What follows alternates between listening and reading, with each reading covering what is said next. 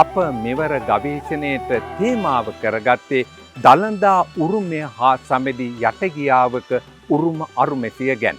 මේ ඉන්නේ හිඳගල ලෙන් විහාර සංකීර්ණය හිඳගල රජ මහා විහාරය. දලපති මහත්මයා ඇයි මේ විහාරයට හිඳගල කියලා කියන්නේ? ඔය ඇත්තටම සෙනස් මේකේ මතවාද දෙකක් තියෙනවා. එකක් තමයි මේක ස්වභාවික පිහිටීම.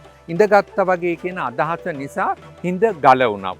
හැබැයි මේ ලෙන් විහාරය ඇතුලේ තියෙන ඓතිහාසික චිත්‍රයක් තියෙන බුදුන් වහන්සේගේ ධර්ම දේශනා කරන අවස්ථාවක් ඒ නියෝජනය කරමින් හිඳගල උණයි කියලා කියනවා. හැබැයි පොදු විහාරයේ තියෙන මේ භෞතික වස්තුවේ ස්වභාවයත් එක්ක හිඳගල උණයි කියනවා. හිඳගල ඊටාම වැදගත් ඓතිහාසික ස්ථානයක් අපේ කටාරම් ලෙන් අතර චිත්‍ර සම්පදයි. දලපති මහත්මයා, එතකොට මේ හිඳගල විහාරස්ථානයයි දළදා වහන්සේ අතර ඇති සමඩියාව මොකක්ද?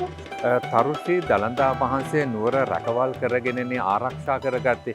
ඒ ආරක්ෂා කරගෙන නුවර සෙන්කඩගලට වඩම්මගෙන යනකොට මේ ස්ථානයේ රඳවා වඩා හිඳුවලා පුද සත්කාර කරලා තිනවා. ඒ උරුමයේ තමයි මේ අද දක්වාම ගෞරවයෙන් පුද සත්කාර කරන්නේ. එතකොට මේ ගවේෂණයේ අතරතුරදී අපි දැකපු දෙයක් තමයි දළදා වහන්සේ ආරක්ෂාව සඳහා තවත් විවිධ ස්ථානවල තැන්පත් කරලා තිබිලා තියෙනවා. මට ඒ ගැනත් පොඩි විස්තරයක් කරන්නකෝ. ඇත්තටම ස්ථාන ගණනාවක් ගැන ඓතිහාසික මූලාශ්‍ර වාර්තා වෙනවා.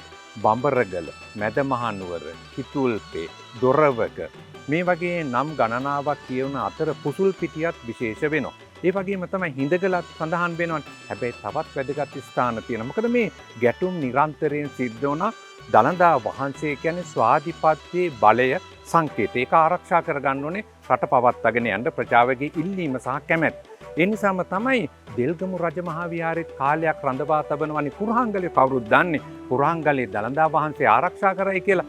ඔන්න දෙල්ගමේ ඉඳලා ඊට පස්සේ පළවෙනි විමලධර්ම සූරිය රජුරුවන්ගේ කාලේ තමයි දළදා වහන්සේ නුවරට වඩා හිඳුවා ගන්න. ඒ උරුමේ තමයි HNB ගවේෂණයක මුද්‍රා මගින් ඔබත් එක්ක බෙදා ගැනීමට සූදානම් වෙන්නේ.